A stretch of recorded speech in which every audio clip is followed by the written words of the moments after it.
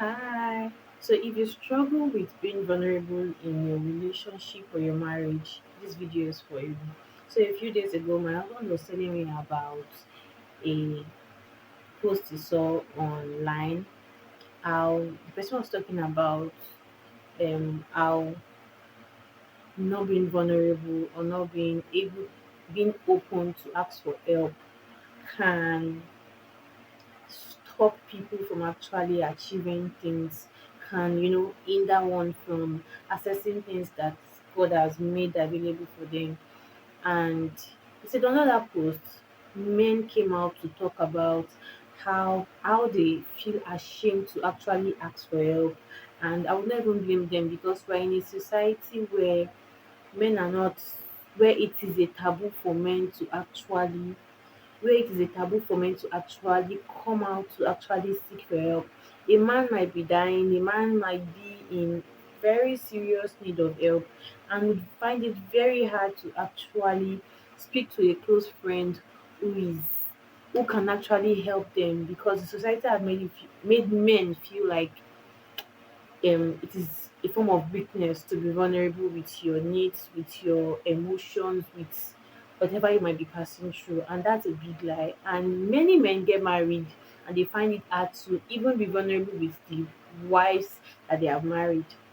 And that affects so much in marriage and in relationships. That you hear people complaining that you don't talk to me, you don't share this with me, blah blah blah. It's really not their fault. It is the way the society has been programmed, and it is not good. Being vulnerable can be very very scary, but it is actually a very good tool to deepen our connection, um in our relationships with our partners, even in our friendships. It's a very, very powerful tool. So, hi guys, welcome to my channel. My name is Damilola. At least I'm aware that we have 8 new subscribers in the past 3 days. Thank you so much for joining the family. God bless you. So today, as you have seen in the intro, we'll be talking about something that a lot of us find very challenging to actually make use of in our relationships. And if we can, crack this tool and just make use of it, you will see the turnaround that it will cause in your relationship with your partner, with your friends. It's just so beautiful to have people that you can be vulnerable with. Like, you cannot do life alone, and part of doing life with people is being vulnerable with them. In your down moment, you should have one or two people that you can actually talk to. And if you are married or you are in a serious relationship, you should be able to confide in your partner. But it is just very sad that even some married people have taken advantage or used the weakness that was shared with them by their partner to them by their partner, the things they confided in them with during arguments or in the midst of friends and family. You see them making, saying these things, and it has broken the trust of these people, and people now find it hard to actually be vulnerable with the people that matter to them. Some of us, it's even our parents that broke our trust when it comes to being vulnerable, because you're like, because you have seen me finish and you're using it against me. Or you have trusted your friends, you've been in a circle of friends that have used your vulnerability against you over and over again, and now you are finding it so hard to be vulnerable with the people that really care about you. This video is for you. You should continue watching. Let's first define what vulnerability is. Vulnerability is being open, being honest, being authentic, being your real self. You're not putting up a show, you're not trying to hide, you're not trying to be who you are not. You're not too careful around your partner, you're not too careful around them. You are free, you are honest, you are open about your feelings, about your emotions. You are not scared of being criticized, you are not scared of being rejected or being looked down on. So you are just, you are open minded, you are free. Vulnerability is being your authentic self, being your real self.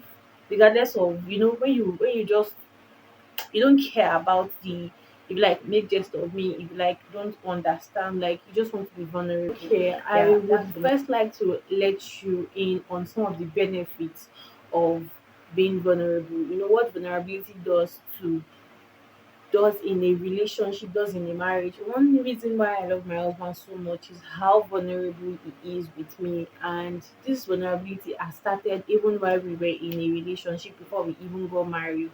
If you search through some people, some married couple, you'll be so surprised about some deep things that are eating them up, and they can't even voice out or share with their partner, and that's not so good. I would never blame some people because, like I mentioned earlier in this video, that some partners have broken the trust of their spouses, times when they confided in them and they used this against them. Or there's a way somebody might be sharing something very painful, a painful experience, or something that is not so pleasant to them, and your reaction, your body language can be so discouraging. And the next time, like, there won't even be a next time, because persons, like, we need to be very emotionally intelligent if we want our spouses or our partners or our friends to be vulnerable with us.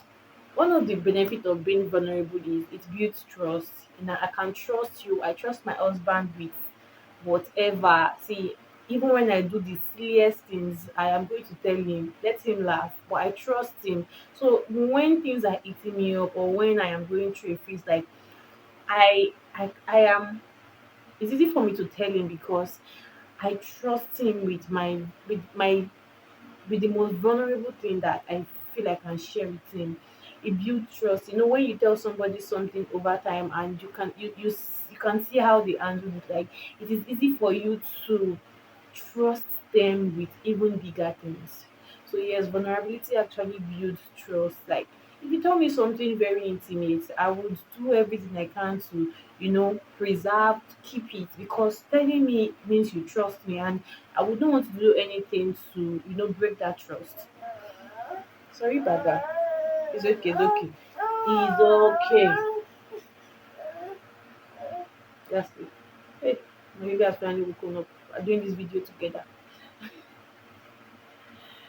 Builds intimacy and connection. So recently something happened, and I had a deep thought about that thing. That there are some things that we might have gone through while we were young, and we've carried those things, and they begin to, like, affect us, the way they're like triggers. So something happened, and my reaction, I had to sit down, like, why did I react this way, and oh, and it just came back to me that this is why. And I had to tell my husband that, oh babe, this and this is why I actually reacted that way. And me telling him is just in case something like that happens. Like, I'm still on the journey of healing, so I can't guarantee that I won't have that kind of reaction. But now I'm aware, I am intentional about not doing that. But just in case it happens, like, it is aware of, okay, this is where that is coming from, and this is why she reacted that way. So it builds, like, intimacy and connection. Now he understands where I'm coming from. So the next time I react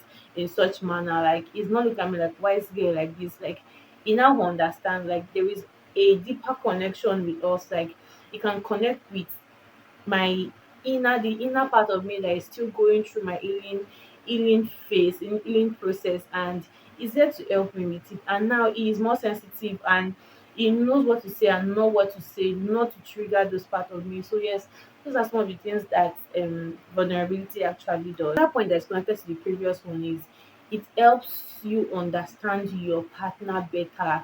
You know, so many people don't even know that they are carrying hurts and wounds from how they were little, and they don't know that some of their characters and behaviors are tied to these things.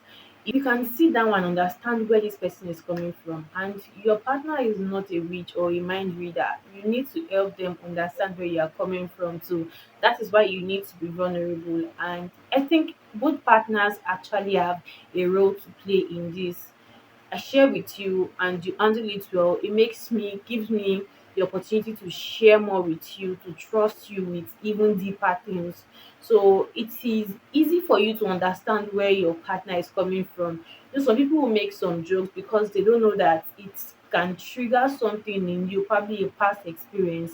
But when they understand where you're coming from, they're even the one that will be cautioning others, please don't say that to my husband, please don't say that to my wife, or please we don't do that in our house. Because they now understand where you are coming from. They're able to protect you from even external factors. Yeah, so yes, it helps your partner understand you better.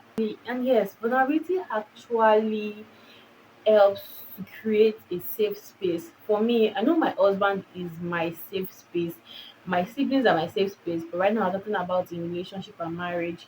I have friends who are safe space where I can share things with. But your partner should, I think, your partner should be your number one safe space where you can, someone you can go and share whatever. Like something is bothering you, you know you can trust them. Like your partner has to be your safe space. Like you have to be your partner's safe space.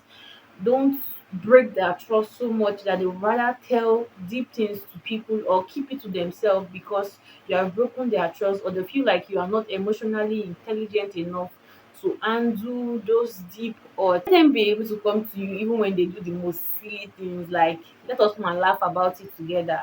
You should be your partner's safe space, and your partner should also be your own safe space. Makes vulnerability so sweet. And yes, the last point on the benefit of being vulnerable is that it helps to improve your communication.